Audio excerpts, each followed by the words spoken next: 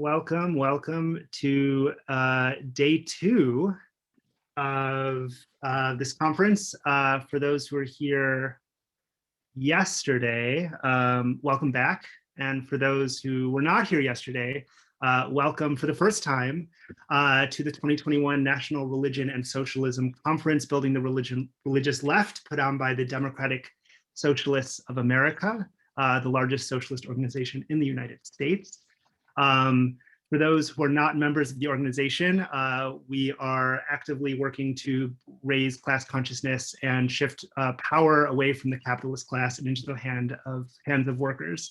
And if you're not a member, a great way to take part in that work is by joining the organization. So this is my plug. I'll probably plug it again at some point, but it's never a bad time to join the DSA. We are so excited to have Jewish Currents here for today's panel on talking about the state of Jewish communal life and how it's responding to this moment, this political moment we find ourselves in. My name is Lawrence Dreyfuss. My pronouns are he and him.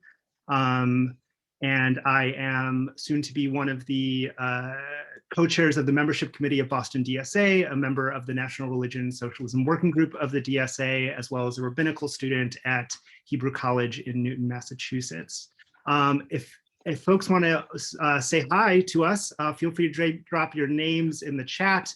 Make sure to change the chat to panelists and attendees. You can put your name, your pronouns, your religious or spiritual affiliation, maybe where in the world you're coming to us from. We'd love to hear from you. And if you have questions throughout this time, go ahead and drop them in that Q&A box at the bottom of the screen. We'll try to take as many of those questions as we can throughout the call. To start us off, though, I'd love to hear from all these amazing panelists because I don't want to do the talking. I want them to do all the talking. So just as kind of a way to kind of get to know all these folks, I want to kind of, as a starting question, ask how your Judaism influences your identity as a person involved with this publication, as an organizer, as a journalist. And to start us off, I'm going to go ahead and give it to Arielle. Cool. I mean, I can answer that question, or I could tell you a little bit about Currents, but I just wanted to clarify where you Great. Why don't you do both? Why don't you tell us a bit about who we are, what this publication is we're talking to, and then maybe introduce yourself specifically. Sure. I'm Arielle Angel, pronouns are she, her. I am in Brooklyn, and I'm the editor-in-chief of Jewish Currents. Just really quick, short history on Jewish Currents and where it comes from. Jewish Currents was the magazine of the Communist Party for Jews. And, you know, it used to be Jewish Life. It changed its name, particularly to respond to the Khrushchev speech and the kind of recognition that the Soviet Union was involved in a whole mess of bad stuff, including to Jews, at which point the magazine became essentially a magazine for a community and not a party. And that's something that we have continued, a sort of independent spirit in relationship to broad left politics. The magazine was passed around 2000 from the old generation, which were very staunch communists, big C communists, to kind of like their children, the baby boomer generation, who was sort of more progressive. And it has now sort of passed to us in the last 3 years. And we've been growing the magazine and sort of growing the community around the magazine ever since. I think part of our mandate is to have a sort of larger conversation, both around questions about capitalism and Zionism than have previously been sort of allowed in establishment Jewish discourse. But we're also really interested in investigating, you know, what is live and interesting in Jewish life and Jewish culture in contemporary life. And also the way that Jewish identity plays into sort of all of the political fights that we find ourselves facing. In terms of the question about like how how Jewish identity on a personal level affects my politics. I guess I would say personally that I feel really uncomfortable sort of talking about Jewish values. That's something that I personally have really rejected because, of course, I mean, if you look at what's happening in Jerusalem and the violence of the last couple of days, there was a lot of violence against Palestinians in East Jerusalem, which is going through a process of evictions and ethnic cleansing. That's also Jewish values. All of these things are Jewish values, and I would say that actually, like, my radicalization happened through the topic of Israel-Palestine. So I got involved in other politics because of the way that I had been brought into a specific politic around Israel-Palestine and then came out the other side. So for me, you know, I came to leftist politics from a very particular place. I was interested in what was happening in Israel-Palestine, and then that sort of opened up a world of other politics in terms of the way that all of these struggles are connected, as many of us like to say and integrate into our organizing practices. So I'll stop there.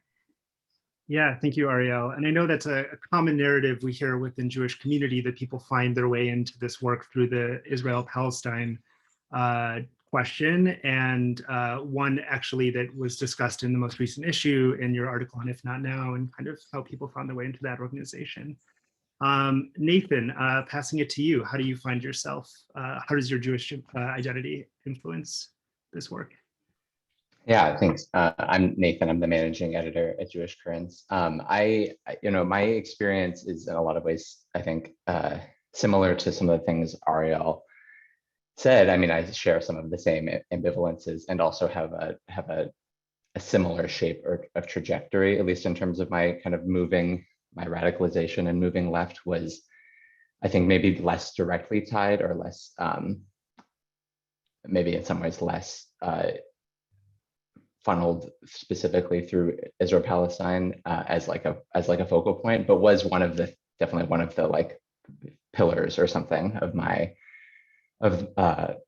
process of like becoming part of the left. And so I think, so that's definitely like a part of the way that my wrestling with my Jewishness and what it means to me or doesn't mean to me, and what I would like to accept or reject, or whether as a whole it's something that I feel I accept or reject. It feels, for me personally, very tied up in political questions. And I think along with that, it's always a question that sort of is open for me, but also kind of vexed or something, the way that my ongoing relationship to like Jewish religious practice and to Jewish text and to my own family's place in Jewish history and stuff feels always tied up in how I'm thinking about politics, but in a way that whenever I sort of try to say a version of why it is, I somehow feel uncomfortable with it or something, which I think just maybe speaks to the ways that, though I definitely identify with a lot of ways that, I'm sure we'll talk about some of this, broadly progressives or leftists talk about the relationships between quote unquote Jewish values, ideas like tikkun olam, which means repairing the world, and political practices, both feel very resonant to me, but also feel like they've been co-opted or deployed or thinned in ways often by the kind of establishment forces that make me sort of recoil from the association, even though I do feel it's like a live and powerful thing in my life. Yeah, thank you, Nathan. Yeah, yesterday at the Fire This Time panel, there was a lot of discussion of kind of wrestling back some of that narrative of what does it actually mean to do the work that exists within our religious texts in a way that ruffles it away from kind of the nonprofit industrial complex and turns it into actual work. So yeah, definitely hear that. Marie, coming to you next. I know you're one of the assistant editors of the publication. Yeah, how does Jewish identity affect your work? Yeah, hi everybody. I'm Mari, assistant editor. Do like a good amount of reporting and also some editing for Jewish Currents, and I'm she, her pronouns and based in Brooklyn. It's an interesting question to think about. I think that I share some of my coworkers, hesitations around what this sort of traditional answer in the Jewish community often comes up, kind of like almost a reflexive, I organize on this thing because of my Jewish values. And I think that that answer has been really compelling to me at times in my life, but also often can feel kind of thin and hollow. And, what does it sort of mean to, like, what does it mean to have Jewish values? So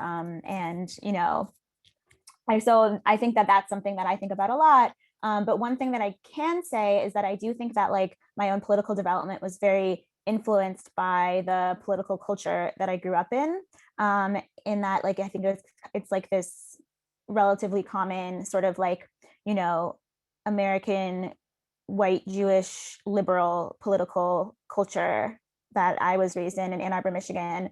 And I think that like that kind of just like some of these sort of like history of affiliation with Jewish culture, Jewish ethnicity really kind of influenced how my family often like approached politics. And then I was raised in this way that kind of did involve a lot of political engagement, but was very invested in this really specific kind of sort of American liberalism, maybe sort of like a New Deal liberalism type of thing, but perhaps even a little bit like to the right of that, more into our current moment. And so I think on the one hand, that encouraged me to get really politically engaged because my parents really cared a lot about Obama and they really cared about the Democratic Party and they were always talking about things that were going on. And I think that definitely and they cared about these things. And I think that did give me some sort of sense that I should care about them.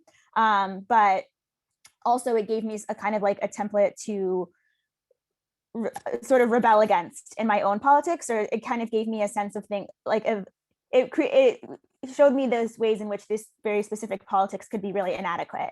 And especially the answers that the sort of Jewish liberal community that I was raised in had around Israel and Palestine. And then also, I think that's kind of first where I started to notice those inadequacies. And then it also kind of spread to, me sort of just like really realizing the different ways in which that sort of political vision I was raised with didn't always actually fit or respond correctly to the moment.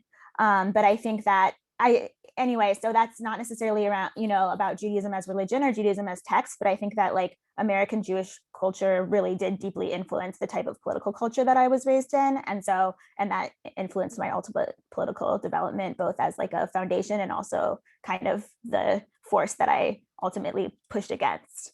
And I think that also I am very interested in a lot of what's in Jewish text and like what opportunities it offers us, I think, for like ideas around liberation. And I've had a chance to do like a little bit of text study in certain situations or groups or fellowships I've been in the past. But honestly, I wish I could say that it's something that I'm very interested in learning more and, seeing how I might be able to fit that more into my political life going forward. Yeah. Yeah, thank you for that. There was a piece also in the most recent issue kind of critiquing where a lot of the funding comes from for even those text studies that you're talking about and kind of how that funding decides what is and is not appropriate to talk about, which I think will be a topic we'll come back to. I'm also seeing a few people raising their hands, so feel free to drop questions in the Q&A box. We'll try to get to as many of those as possible.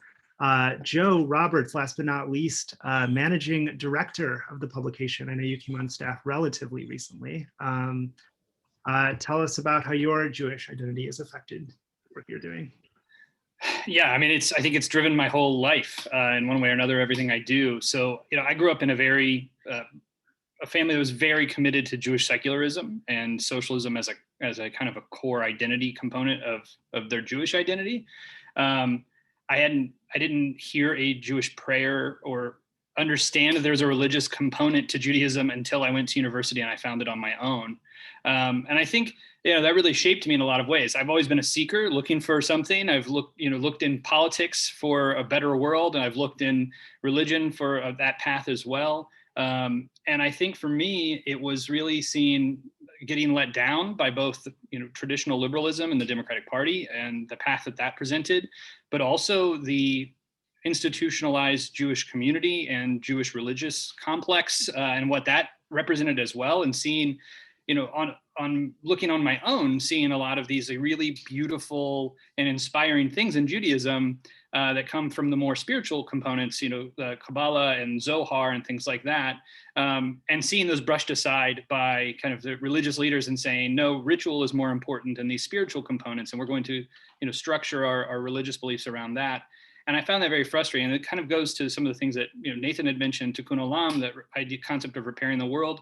Those things that I think are so beautiful about our faith are also from that tradition, right? That's a Kabbalistic concept, or the idea of, the whole world is based on love, that God would say that. And there's this beautiful story in the Zohar that kind of guides every decision that I make when it comes to these things, which God comes down on a holy day and sees that the poor are being treated terribly. And he says, I'm going to destroy the world. This is not what I intended.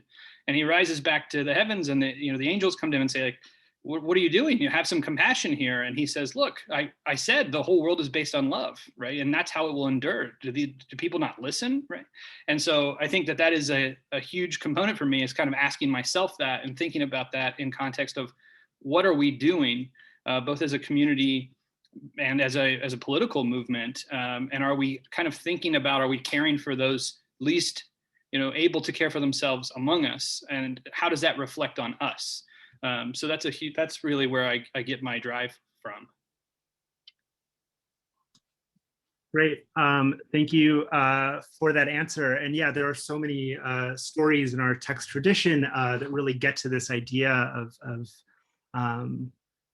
acting from a place of love is kind of an overarching principle, which often I think does in some institutions, while I think, Nathan, as you pointed out, it gets taught, doesn't necessarily lead to action in ways that maybe some of us who are have proclivity towards organizing would like to see more of.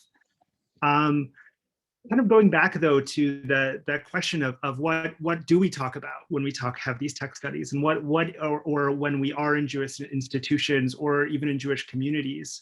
I'm curious to hear. We have a lot of people here who are both Jews. We have people also who've mentioned that they're not Jewish, and I think there's this question going to be coming out of this weekend of what does it mean to organize within pluralistic space outside, not Jewish pluralism, but like religious, spiritual pluralism, kind of across religious lines. I know that often in this work, there's kind of red lines around what we can talk about, what we can't talk about. What are things that are actually you can bring into a space without feeling like you're going to be chewed out for bringing it up. So I'm kind of curious where you've seen these red lines form, whether it's because of funding, whether it's because of just how the culture is developed, around what topics, when you think of socialist organizing, are maybe taboo or within Jewish space to talk about or not talk about. And I will hand that question. I'm looking at all your faces. I'm going to go back to Nathan. I think you kind of brought this up a little bit. Yeah, so, well, thank you. It's a very good question. I think, it seems impossible not to sort of start with the biggest red line in American Jewish life is around questions of Israel-Palestine and questions of Zionism. And it is, an important political question in itself, and obviously also interconnected to all kinds of other struggles about racism and Islamophobia and settler colonialism across the globe. And so I think, there's so much to say about the complexities of exactly what the institutional situation is and why it is that way. And in many ways, I know so many people who are better equipped to speak to that, and I think some of my colleagues are also. But I guess I would, just begin that point by saying that, especially for people who in the audience who might not be, members of or familiar with Jewish institutional life, and until very recently, and in many ways still today, the conversation around Israel-Palestine is so constrained in most institutional and mainstream Jewish life, and certainly in the context that I was raised in, which is a liberal reform Jewish context, is so constrained that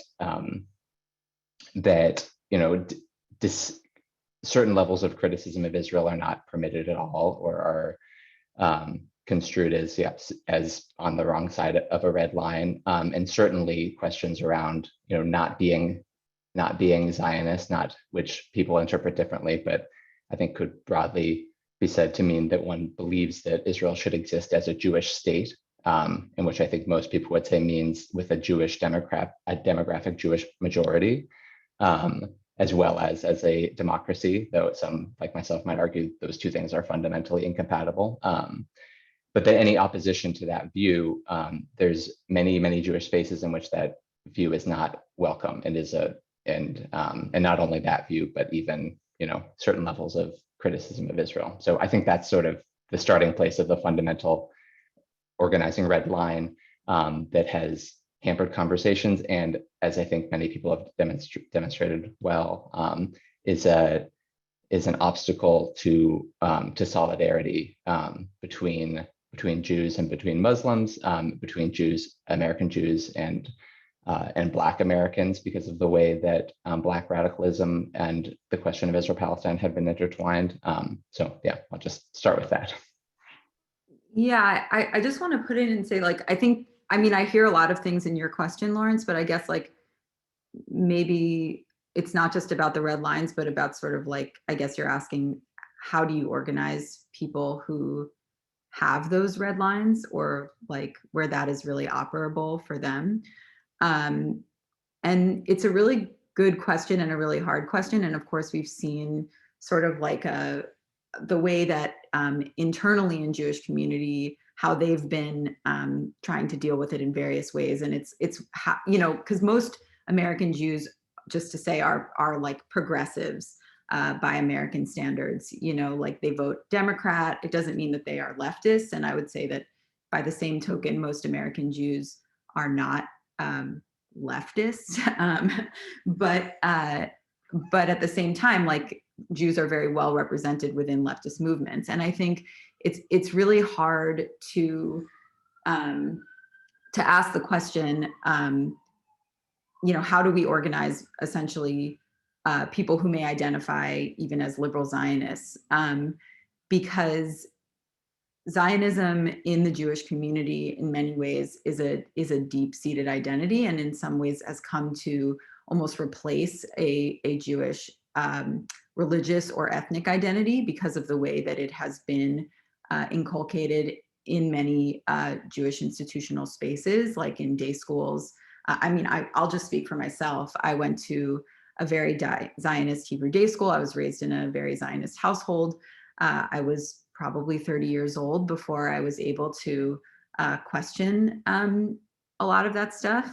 And so I think there's always an organizing attention between compassion, like how do we meet people where they are and also speak to them, and recognize, like, for a lot of people, giving up Zionism or like questioning Zionism feels like renouncing themselves, renouncing their families. And how do you like kind of try to reach across that, and also recognizing that in trying to do that work, you're also making it harder for example, Palestinian voices particularly to enter the conversation in like real and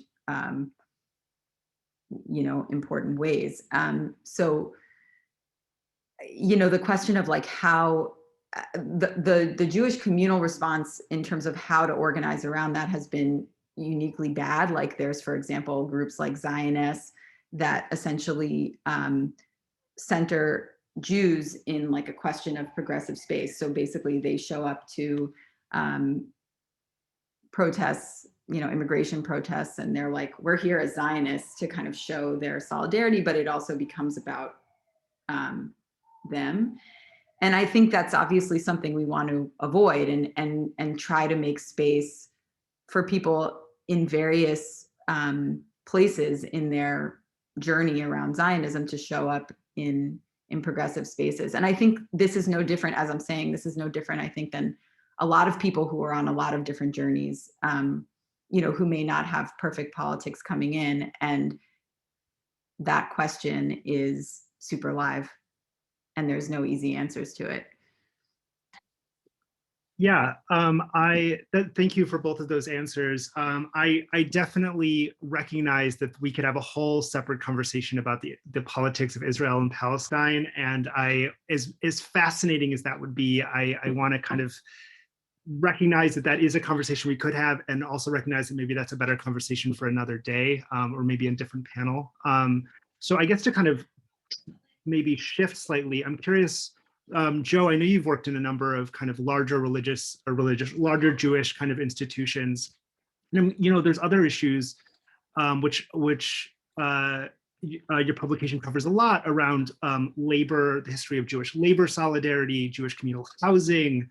I mean, less so, I think, Medicare for all. I mean, that's a newer thing in terms of our own national discourse. But I'm kind of curious, like, do you see those issues coming up in any of these institutions? Has there been kind of a intentional kind of avoidance of those topics? Are there any red lines when it comes to those sorts of communal shifting of power away from the capitalist class? It's a tough question to answer, because I think, you know, most Jewish communal life in Brooklyn, for instance, is very different than Jewish communal life in Omaha. I mean, it's very, very different political views. Now, that said, I think for the most part, institutions, these large kind of century-old institutions which lead the Jewish world today, avoid these conversations altogether if possible, because, you know, you have people in the community who fall on both sides of the political spectrum. And so what does it mean if we start talking about labor and the, you know, the power and rights of labor, when you also have capitalists sitting around your board table who don't like that conversation? And, you know, frankly, they're the ones with the checkbook, right? I mean, these are nonprofits. They're run, by and large, you know, 90% of their funding comes from 10% of their donors, who happen to be the ones with the most wealth. So those conversations are not often very welcome. I mean, there's a whole nother issue here, I think, about poverty in the Jewish community that's rarely gets discussed. You know, if you look at national polling, about 20% of Jews live in poverty, which mirrors society at large. You don't see people in poverty who are attending Jewish institutions very often. Why? Because A, they're expensive, and B, there's a lot of shame involved for asking for help, right? And so those issues of poverty, which seem to be fit into the broader context of kind of socialist organizing anyway, but they seem to be natural places for our communities to push. I mean, it's from a religious context, it makes sense. From a social context, it makes sense. And from a communal context, it makes sense. Yet we just don't have those conversations because, again, I think it runs afoul of some of these voices that are loud and are actually quite a small number of voices around the tables. You know, the other place that we see this is racial justice.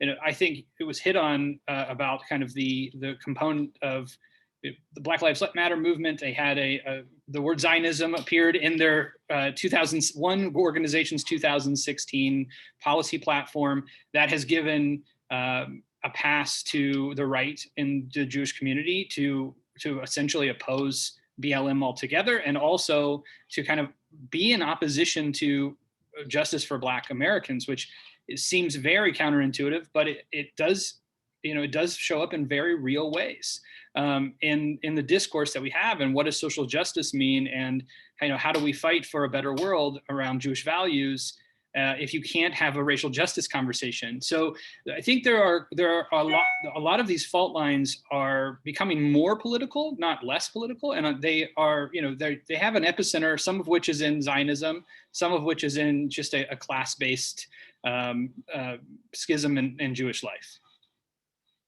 I'll just really quickly say that we've done a lot of work in the magazine tracing the formation of Jewish establishment groups and sort of when they came up and why they came up.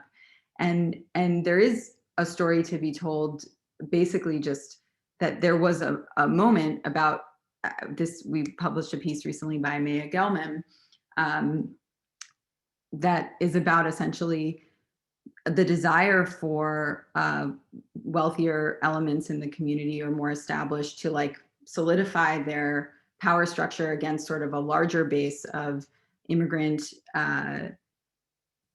radical leftist politics, which I'll just say, just because it's interesting, like that also interacts with Zionism in different ways. Like those bigger organizations, or the establishment organizations, were not Zionist and were kind of a bulwark against that initially, and the politics changed. But there are forces in the community that essentially have become non-democratic on purpose, to try to shore up sort of a white, upwardly mobile presentation and identity, and to present the Jewish community as such.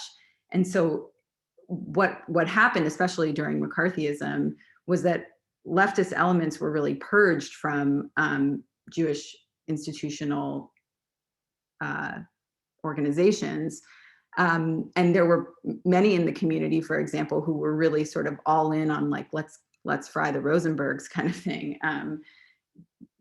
because they were afraid of what it would mean if the Jewish community became synonymous with, a subversive communist or socialist element. So these histories really were intentionally suppressed within the Jewish community, which means that they are, I'm sure it's not unlike a lot of other communities, but it means that they're very, very hard to access. And that, like, in a certain sense, every generation feels like they are discovering this history for the first time, or uncovering this history.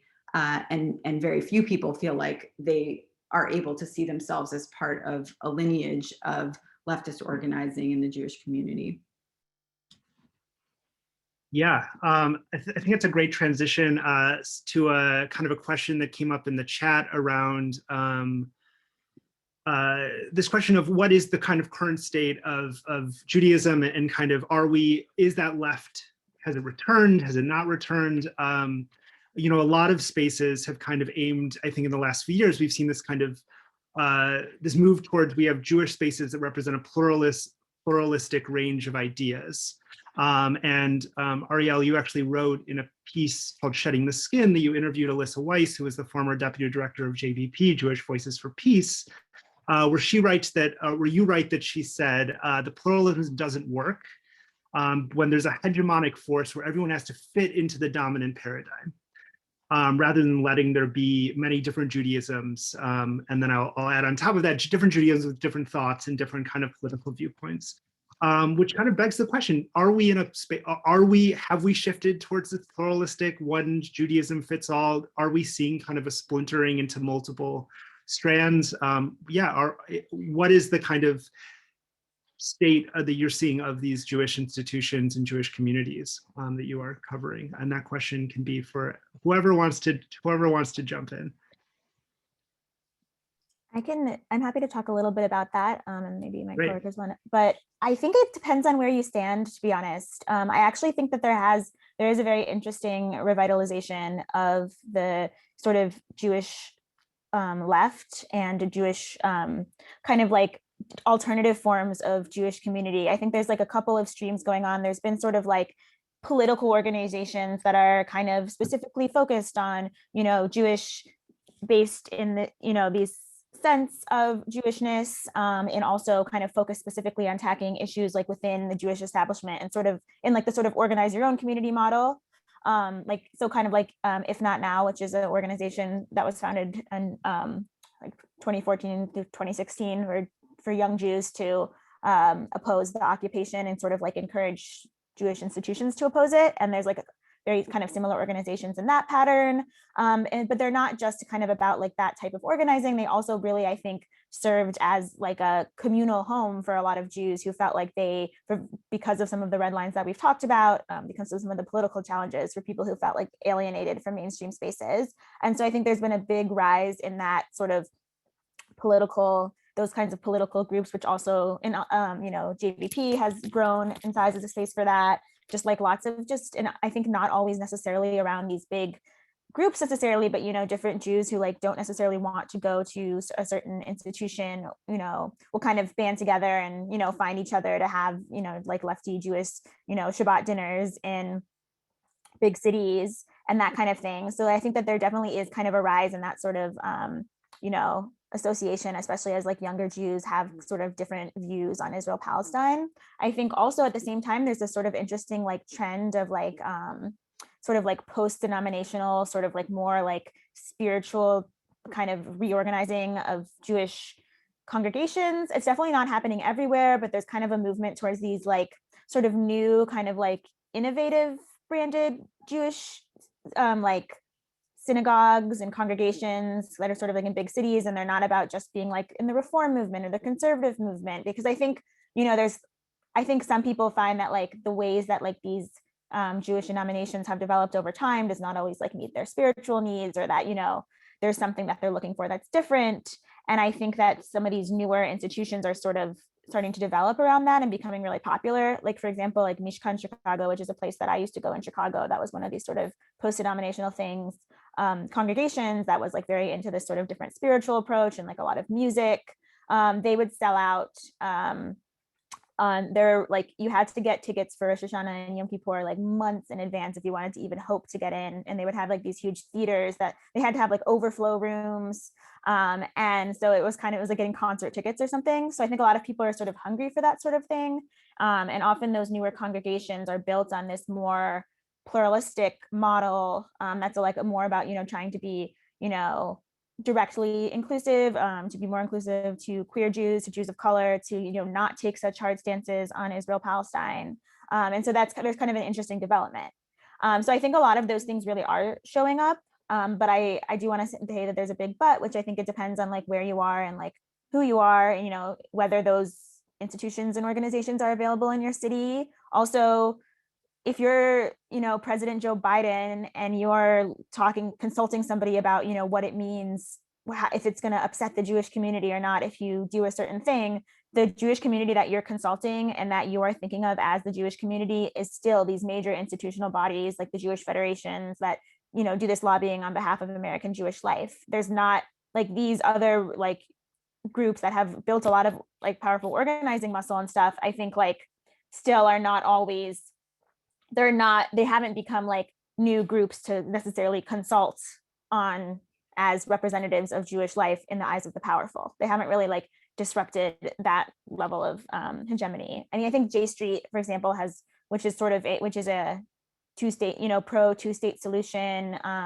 sort of like response to the more, you know, staunchly pro-Israel lobby, and also as a Jewish organization, they've made some inroads in that kind of representation.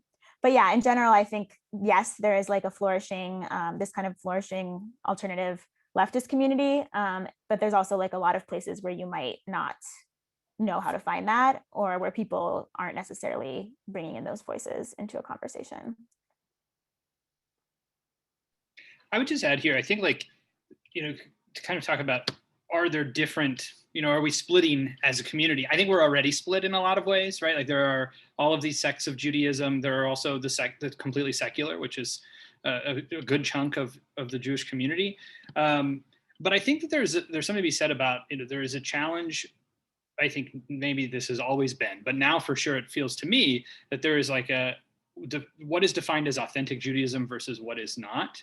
And that seems to be playing out in a much more aggressive way. And, you know, there's definitely like, I think the more religious community of portions of the community have moved to the right over the last, especially during the Trump era. And that has played out in a lot of weird ways. Like we saw, you know, Israeli flags at the Capitol building on January 6th. And like we see kind of the MAGA movement being organized in these like Slack channels by the ultra conservative Orthodox, right? So there is some very strange dynamics at play there. But I also think that there's like, for the majority of younger Jews, the data shows that they're just not connected to Jewish life. They will identify as just Jewish is the term that they use often. And what does that mean? And often I think it's because they're not connecting to an authenticity that someone is telling them is the only way, is the only path. And so I think there's a lot of room for new movements or new ways to express Judaism. But sadly, there's not always the infrastructure or money to make those things happen as well. And so we're still stuck with this kind of the federation system leading the communal life and the movements leading religious life and such. So. Yeah, which brings up another question that also came into the chat, which is kind of this, as much as we see young people moving left, right, there is also the huge contingent of people who are very supportive of Trump moving the capital in Israel, who are very supportive of, a number of the right-wing policies that we've seen come out. And yeah, I'm curious, as organizers, one of the things that I know, DSAers have heard over and over is that, you kind of map out the power within your community. And when you want to organize your community, whether that's to get out a vote or to raise, to do turnout for protests or whatever it is, to kind of start by mapping those things and trying to create influence through those power networks. In Jane McAlevy's book, No Shortcuts, she talks about it in the introduction that organizing a community is parallels to organizing she uses a church, but we could say a synagogue. And I'm curious whether you think that kind of model actually works anymore within Jewish space, if we see so many people if we have such a split kind of between these political groups, whether we can go in and organize through kind of traditional mainstream Jewish institutions. Arielle, I see you. Tough question. I think it's really hard because in the Jewish community in particular, although I don't know what other contexts look like as well, but I'm sure it's not unique. We have a system that is based very much on mega donors, where a small handful of people really determine the kind of, like how they think that the community should reproduce itself. And it's a very obviously narrow view of what the community should look like. Again, white, upper class, at least centrist and supportive of Israel, and generally supportive, I think, of capitalism, even if like they would be interested in maybe like some elements of a broader social safety net. The question of like, can we organize through the federations?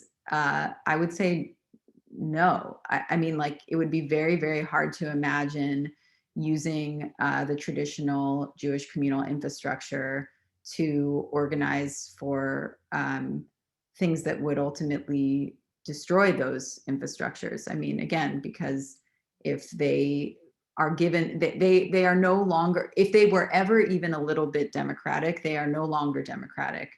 Although I think, as I've said, they were mostly never intended to be democratic from the fore. So, what you're really looking at is are very large hulking organizations that actually could sustain themselves even without a constituency on some level, because they are running on like the imagination and the money of a very small handful of people. Which is not to say that I think that, we're like leaving all of this power on the table on some level. I think, as Mari said, there's a lot of energy and there are a lot of organizations that are growing and a lot of energy for those organizations. And I think that they've been allowed to do a lot of different things. I think like if you look at Jamal Bowman's win in a heavily Jewish district with the support of groups like JFREJ and the Jewish Vote, and If Not Now, in a district that is, way more conservative than those Jewish groups are, but we're also seemingly concerned about appearing to be sort of more particularist in their interests than the moment called for. I think you see sort of flashes of how this can play out in terms of local politics, where you can sort of shift the balance of power a little bit. But again, I mean, like you have to remain steadfast in basically saying that like if one pole of power is just money, that we are going to find a way to like harness the people power. It's the same in this context as in any other one.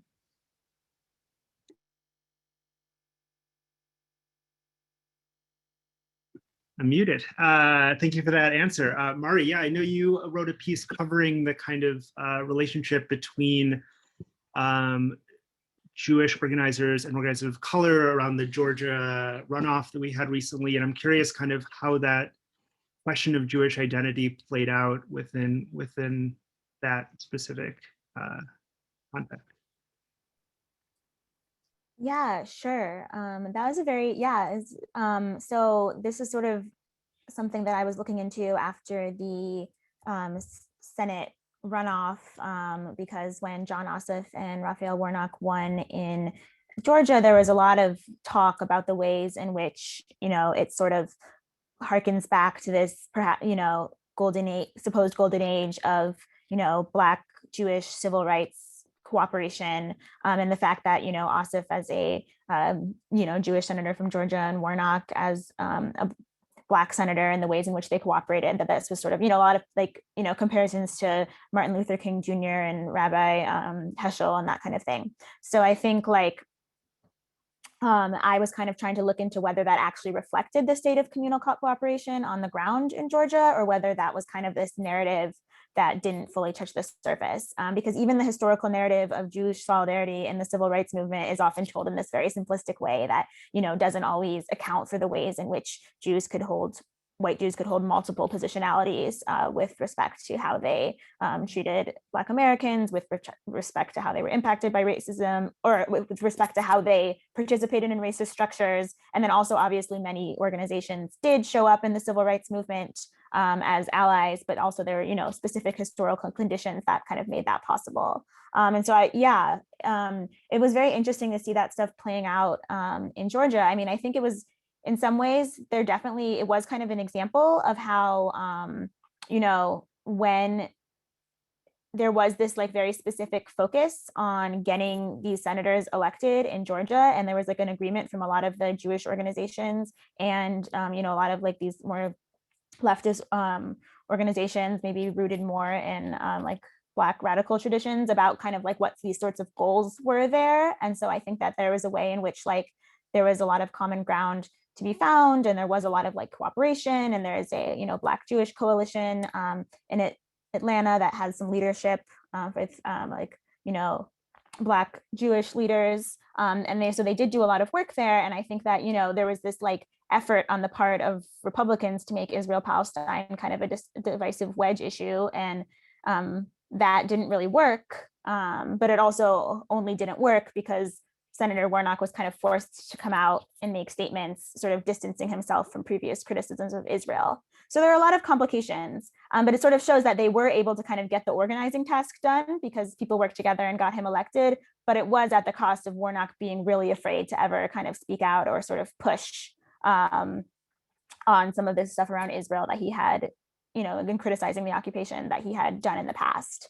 And I think also there was some criticism about this sort of narrative because actually, it is complicated. There is some cooperation, in Atlanta among these groups in certain class positions in both Black community and Jewish community around certain issues. But then some of these more like grassroots radical organizations on the ground really feel like the Jewish community hasn't always shown up for them on a local level. And some local Black Jewish leaders feel like they haven't always been included in certain spaces in the community. And so like even these certain levels of institutional cooperation that were, did ultimately pay off in the Senate race weren't always, trickling down to the grassroots. And that's because I think, a lot of the people in the more mainstream Jewish community don't always feel as comfortable showing up for those causes or in those spaces.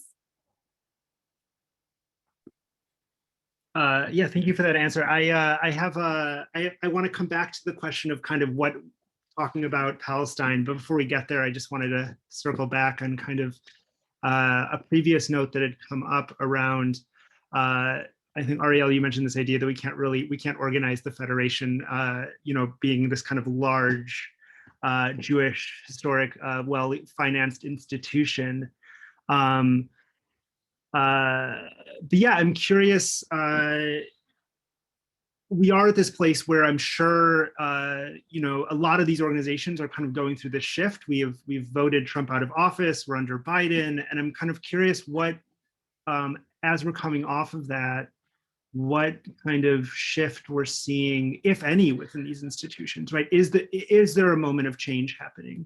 What does that moment of change look like, and how is that playing out? And what should we kind of be looking for in the next 3 months, 6 months, a year, as these shifts are happening? And Joe, I'm curious to go to you for that question. Yeah, happy to answer that. I mean, I spent previous to January, I spent the last 10 years in the federation system.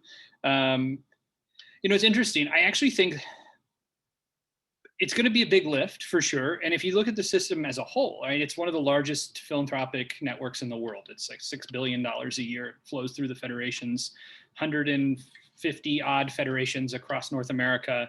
For those who aren't familiar, it's a nonprofit network that supports the Jewish community and its infrastructure. Actually, United Way, you're probably familiar with, is based on the federation model. The federation started in Boston in 1895. And really were founded out of an idea of kind of what Arielle was mentioning before, is that there were these wealthy German Jews who had been established, and a lot of poor, you know, Jews were coming from Slavic countries, and they were embarrassed by them. And they said, okay, we've got to take care of them so they don't embarrass us and make a bad name for the Jewish community. And that's what they did, right? I think the first campaign was $500 or something like that. It was not a lot of money.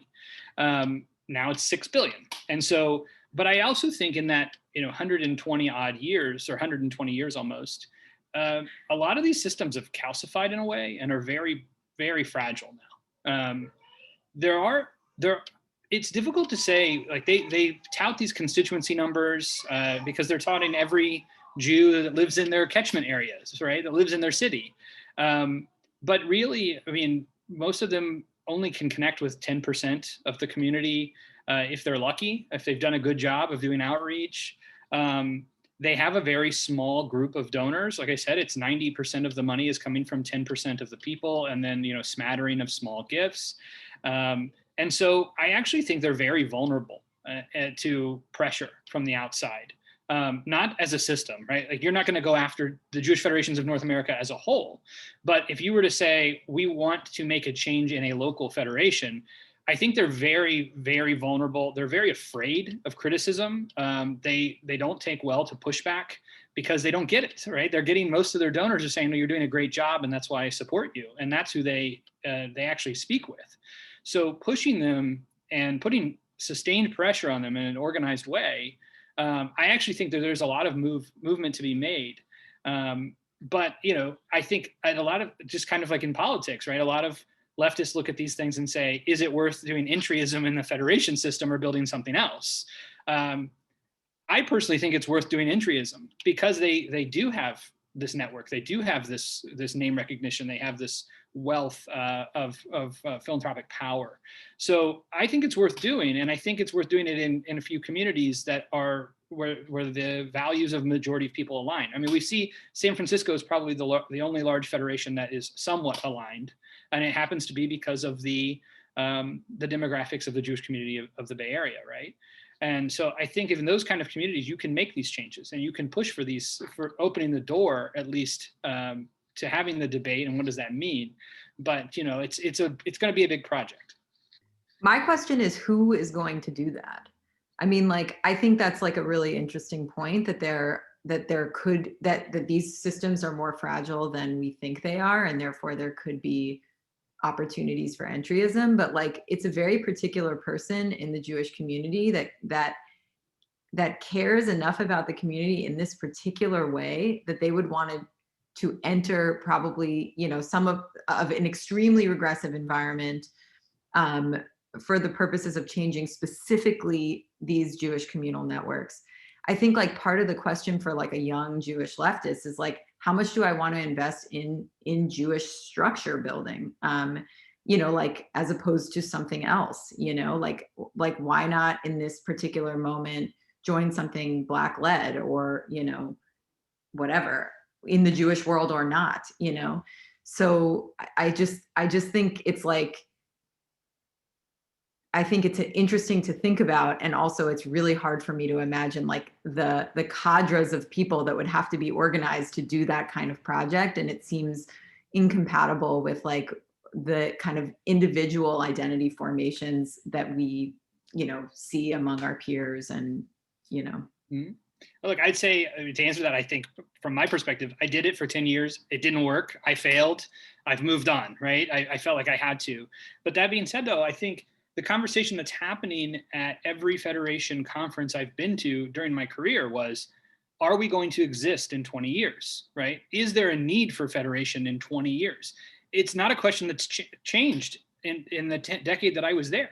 They're still having the same conversation. And so I think there is this time, but Arielle, you're completely right, it is a very focused, it's not just religious, right? It is a kind of secular communal organization that's looking at building community-wide power as an umbrella rather than focused on any singular issue. Well, and Arya in the chat is right also that they do so much, you know, non-Jewish communal work, which is also important and also like is a reason why one might want to do this. And yet, I didn't mean to cut you off, but I was just adding to what you were saying. Yeah, no, I think it's right. I think it is the question of just what is the right vehicle and what's going to be the most effective vehicle. And in this way, you know, we have to do a lot of kind of tearing down and rebuilding rather than starting with something fresh that can really be an alternative answer. You know, I still think, look, I'm still a Federation donor. I still think it's worth doing because, you know, sadly, giving a gift is what gives you a voice there. And, you know, this is an organization that I would say even the largest Jewish communities, they tout a very effective youth outreach. Young adult outreach is 35 people at a bar on a Sunday night or something. When you have a community of tens of thousands of people they should be reaching. So I think there's a lot more fragility there than people expect when they look at the strength of those organizations. Yeah, I'm curious if, Nathan, do you have any thoughts, I guess, to either the initial question or kind of the question that Arielle has posed? I guess what it brings up for me, and this may be like stray too far into the general to like lose the particular interestingness of the particular question, which I think is really interesting, but in the kind of tension between the entryism versus build something else feels to me related to a broader kind of question about particularism versus universalism in organizing in general. And I think a question that's live often for us at Jewish Currents, and I think is live for many Jewish leftists, is sort of the question, which ties into also the sort of the initial very good question you asked us, Lawrence, about like what the relationship is between Jewishness and our politics for us, but also thinking in terms of a leftist strategic project, which is what does it mean to organize to be a Jewish leftist, and to the questions about whether we want to organize through Jewish channels,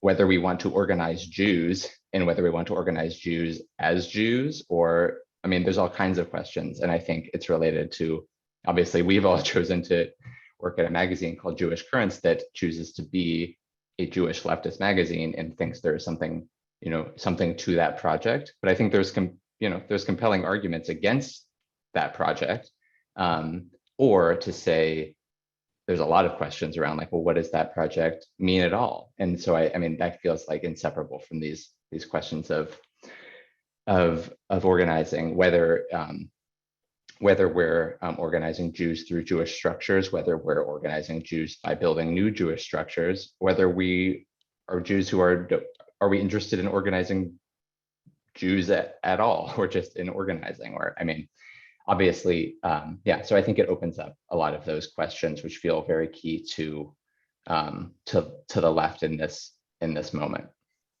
Yeah, I mean, I'll just say, I mean, in response to Joshua in the chat, I think our recent issue, which I'll show you the cover of because it happens to be on my desk, our recent issue looks at a lot of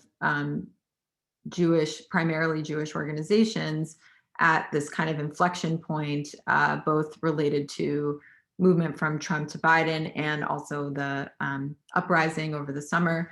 And I think one of the main questions is, there's no question that it has been really useful in the last I don't know, let's say 5 to 10 years for Jews to organize as Jews, because before they were sort of in other movements, not identifying as Jews. They were just, if they were white, they were identifying as like white allies. And there were things that came up for them, like either there were anti-Semitism, they were experiencing anti-Semitism, or there were ways in which their identity wasn't being spoken to, or they were being sort of like collapsed or kind of like assimilated into white allyship without sort of a more nuanced picture of their identities that didn't feel right. And so there were all of these organizations that kind of, sprang up on the left to sort of address that reality. And I think that that's been extremely useful for like what we think of as the contemporary Jewish left, in order to for Jews to like have the confidence to be able to think of themselves as Jews in the movement, and what does that mean, and how does that keep them in the movement and keep them working in these towards justice in various configurations. I think that a question that we've been asking ourselves, and that comes up in the issue, is sort of like, have these organizations run their course on some level?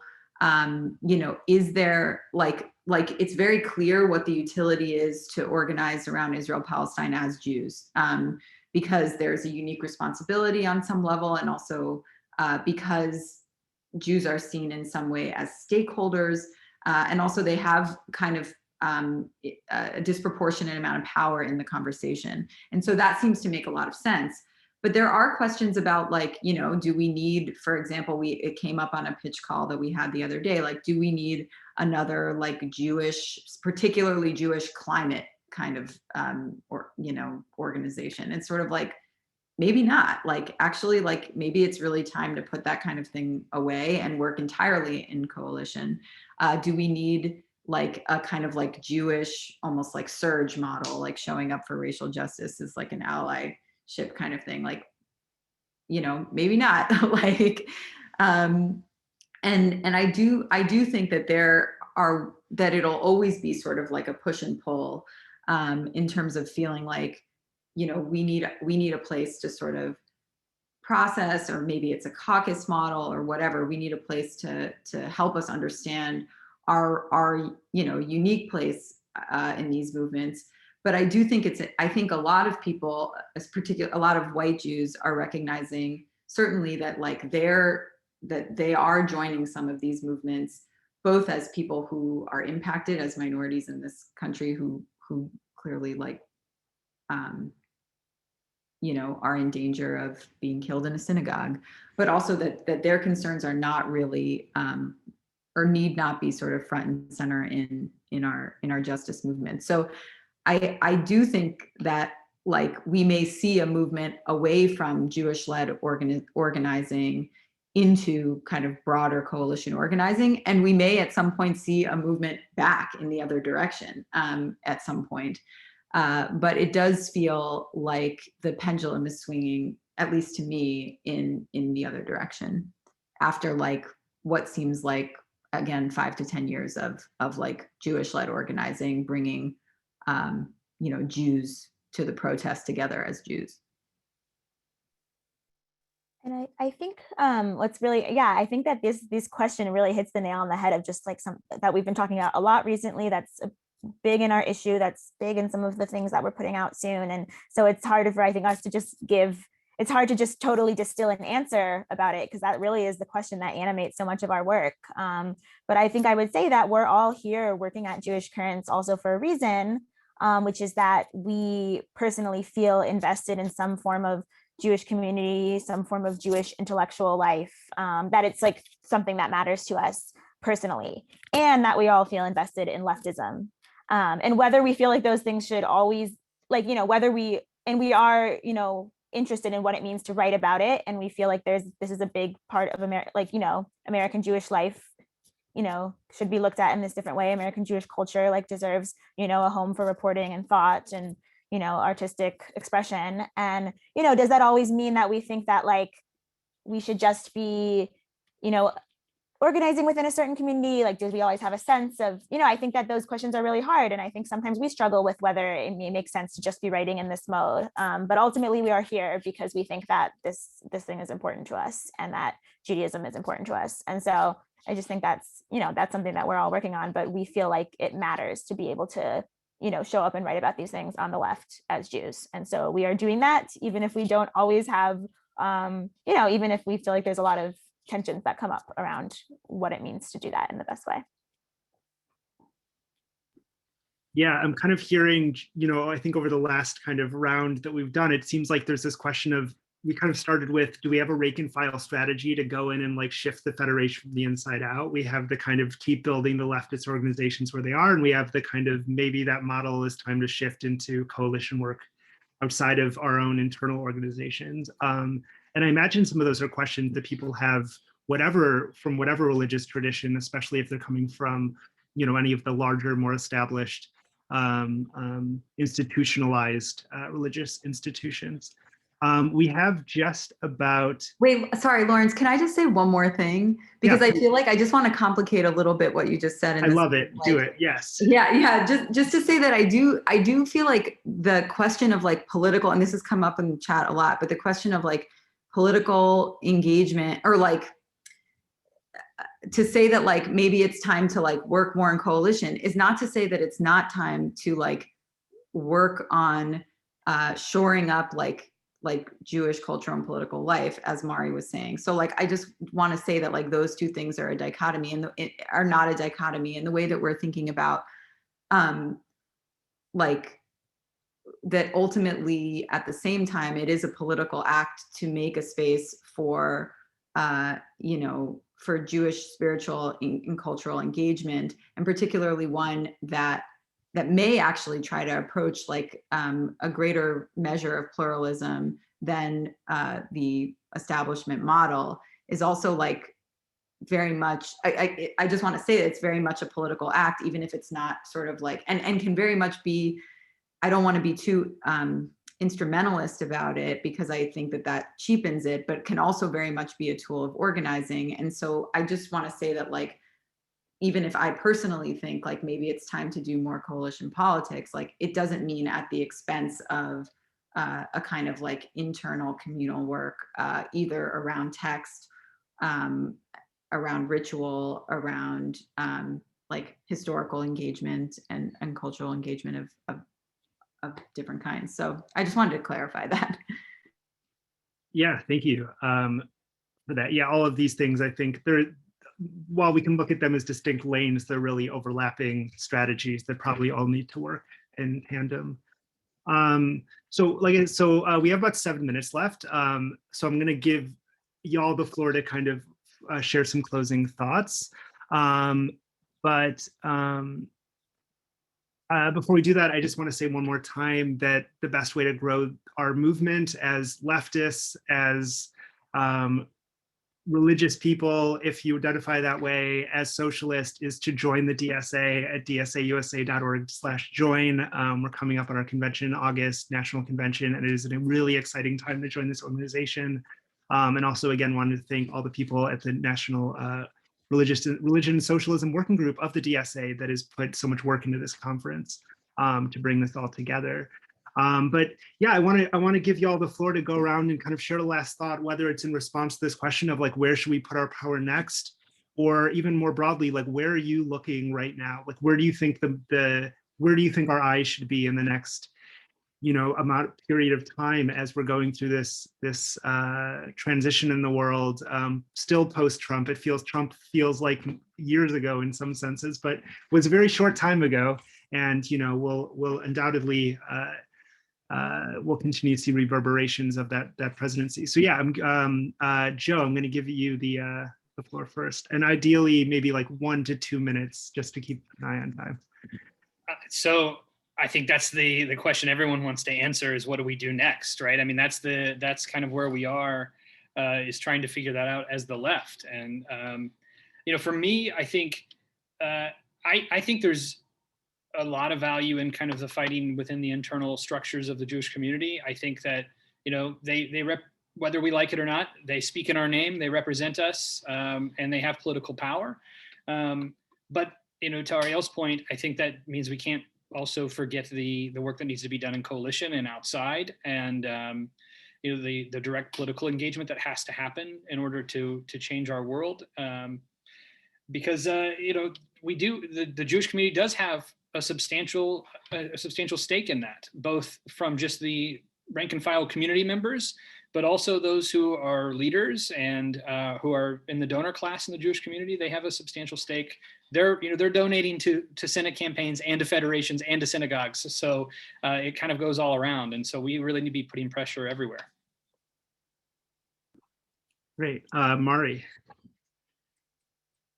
Yeah, I think it's a hard question, but I think there's a lot of work to be done on multiple fronts, and I don't think that, and I think Arielle's right that there's not a trade-off between needing to, kind of focus on Jewish community and be personally invested in it and care about what's going on politically in the community and what's happening with the institutions that you're attending and that you're supporting, and then also kind of turning outward to sort of figure out which groups you can be in coalition with, and whether you need, it makes sense to show up specifically as a Jew, or whether you just are going to show up as a member of a group organizing.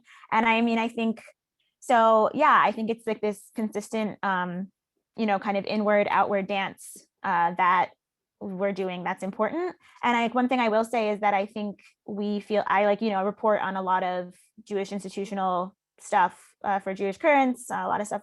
And, these institutions do have power in American life, and they're big institutions, and and so it's an important thing to cover, because, the decisions that groups make, like groups like the Anti-Defamation League, which is responsible for, for example, all of a bunch of the hate crime legislation across the United States right now.